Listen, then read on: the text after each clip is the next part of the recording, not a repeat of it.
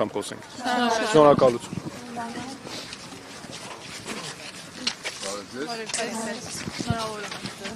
Ես եմ շնորհավորում ձեզ բոլորիդ բանակի օրվա կապակցությամբ։ Շնորհավորանք ենք ուզում սկզբից լսել, հետո անցնենք հացի։ Նախ շնորհավորում եմ բոլորիս։ Մենք իհարկե գտնվելով Եռաբլուրում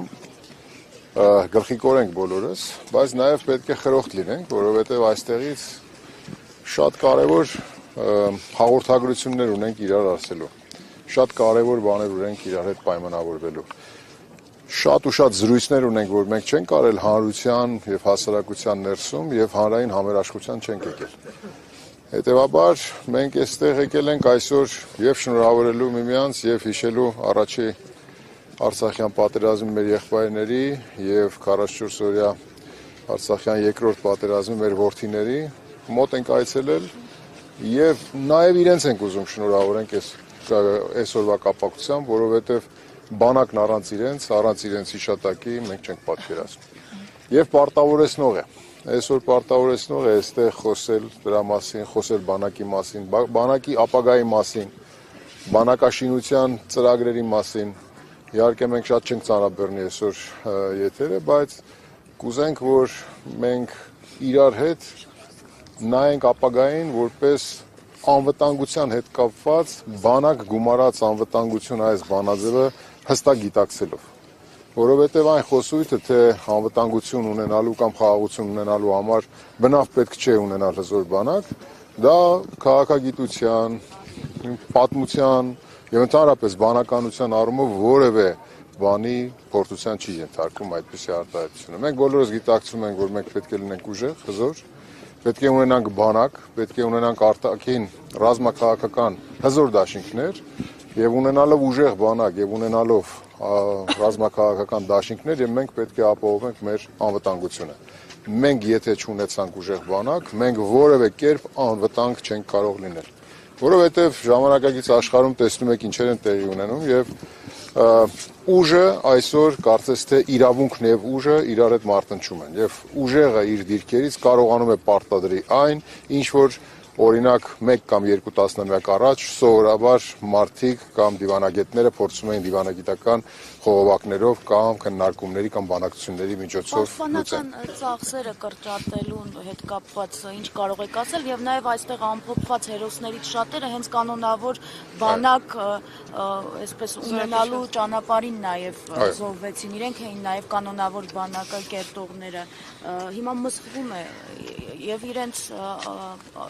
աթափված այրունը եւ նաեւ հետագա պատերազմների ընթացքում հերոսների թափված այրունը։ Տեսեք, Ադրբեջանը այս տարվա բյուջեում ռազմական ծախսերը նախորդ տարվա համեմատ շուրջ 30%-ով ավելացրել են։ Մենք կրճատել ենք մոտավորապես 110 միլիարդ դրամով։ Երբ որ հարց են տվել կամ հարցերի միջոցով փորձել են պարզել ինչն է պատճառը, տարբեր այսպես ասած պատասխանների շրջանակում նաև հնչել է, որ սոցիալական տարբեր ծրագրեր իրականացնելու համար մենք փորձել ենք հայթայթել միջոցներ։ Եվ երբ որ դու տեսնում ես, որ 110 միլիարդ կրճատելու ֆոնին, օրինակ 3 միլիարդ պարգևավճարում, օրինակ ազգային ժողովի 25 թվականի պետական բյուջեով խնայված միջոցները վերաուղղվում են պարգևավճարների, այստեղ առաջանում է հանրության մոտ հարցեր։ Այսինքն չկա որևէ խոսույթ, որը տրամաբանական է։ Եվ հետևաբար 110 միլիարդ դրամով ռազմական ծախսերը կրճատելը